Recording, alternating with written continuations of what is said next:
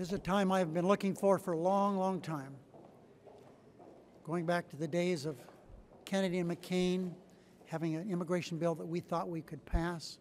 And as you know, we went through many iterations of that. We had a period of time there where the President of the United States, George Bush, said we need immigration. We need it very badly. And what happened? He couldn't pick up any Senate Republicans to help with this. So I'm happy to hear the Republican leader here in the Senate announce that he'll vote to move the bill forward. But my question is, why are we having to have a cloture? Why did I even have to file cloture in the first place? That's a question for the Republicans. I was encouraged to hear Speaker Boehner say he plans to pass an immigration bill. A reform bill, he said. But reform is in the eyes of the beholder. It's a relative term. And I hope the Speaker's definition of reform is not written by the Tea Party. The Speaker also indicated that he will eventually need Democratic votes to pass the bill. That is music to my ears. I served in the House. That's how we used to do things. No one looked at, I'm going to only do things that the majority will allow me to pass. We didn't do that. We worked to get 218 votes any way we could. So I think his having said that he will need Democratic votes, says a lot about the atmosphere in the House, that it's news for the Speaker to acknowledge bipartisanship. The truth is the Speaker needs Democratic votes to pass any bill that has a chance of becoming law. That's a fact.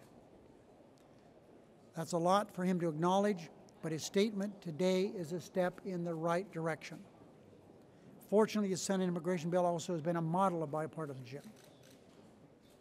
8 senators, 4 Democrats, 4 Republicans.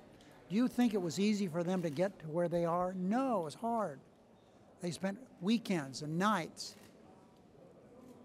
debating, trying to come up with a solution. And they came up with a really good bill. As we move forward, I want the amendment process to be as open as possible, but we're going to need some cooperation from the Republicans.